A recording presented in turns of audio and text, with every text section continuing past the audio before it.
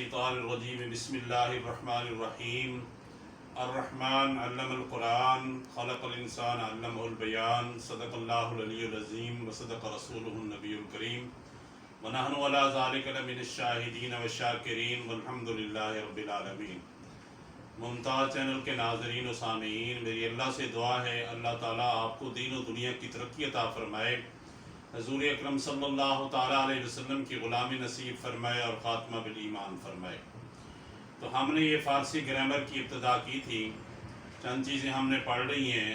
آج ہم نے جو مصدر سے نکلتے ہیں 6 فعل، ماضی ہم نے پڑھ لیا، مضارع بھی پڑھ لیا، حال بھی پڑھ لیا۔ آج ہم پڑھیں گے فعل مستقبل معلوم۔ تو آئیے آپ اس کو ہم پڑھتے ہیں۔ یہ دیکھیں، یہاں لکھیں گے بحث فعل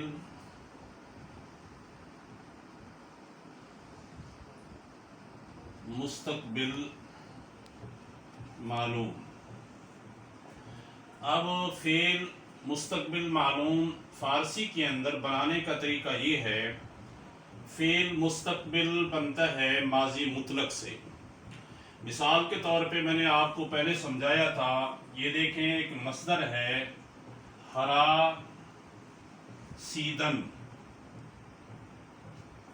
حراسیدن کا معنی کیا ہوتا ہے؟ ڈرانا۔ حراسیدن کا معنی ہوتا ہے ڈرانا۔ تو ہم نے جس وقت کے مصدر سے، کیونکہ میں نے آپ کو بتایا تھا کہ فارسی زبان کے آخر کے اندر دن ہوگا یا تن ہوگا، تو اس کا معنی ہوگا کہ یہ فارسی زبان کا مصدر ہے۔ اب ہم نے یہاں نون گرا دی ہے، تو یہ بن گیا حراسید۔ حراسید اگر ہم اس ماضی مطلق کا ترجمہ کریں تو اس کا معنی بنتا ہے کہ ڈرایا اسے ایک شخص نے زمانے گزرے ہوئے میں، صیغہ واحد غائب، بحث فعل ماضی مطلق۔ اب جس وقت ہم اس کو بنائیں گے نا، یعنی کہ فعل مستقبل ہم نے بنانا ہے، تو ہم نے ہر ماضی مطلق کے شروع کے اندر خواہد لگا دینا ہے۔ خواہد، یہ دیکھیں خواہد کا معنی، یہ خواہد، یہ ہم نے لگا دینا ہے خواہد۔ خواہد حراسید۔ تو اب اس کا معنی یہ بن جائے گا کہ ڈرائے گا وہ ایک شخص زمان آئندہ میں۔ آئندہ بھی کہہ سکتے ہیں، آئندہ بھی کہہ سکتے ہیں، مستقبل بھی کہہ سکتے ہیں، دونوں معنی اس کے صحیح ہیں۔ خواہد حراسید، یعنی جیسے کہ ہم اردو زبان میں بتا رہے اس نے فلاں کو ہراساں کیا، تو اس کا معنی ہے اس کو ڈرایا۔ خواہد حراسید کا معنی ہوئے گا کہ ڈرائے گا وہ ایک شخص زمانہ آئندہ میں، یا زمانہ آئندہ میں، یا زمانہ مستقبل میں، صیغہ واحد غائب، بحث فعل مستقبل معلوم۔ تو جب ہم اور صیغے اس کے بنائیں گے نا، تو اب اس خواہد کی آخر کے اندر جو دال ہے نا، ہم اس کو گرا دیں گے اور صیغوں کی علامتیں لگاتے جائیں گے۔ مثال کے طور پہ خواہد حراسید، تو ہم نے بنانا ہے جمع غائب، تو ہم نے دال گرا دینی ہے۔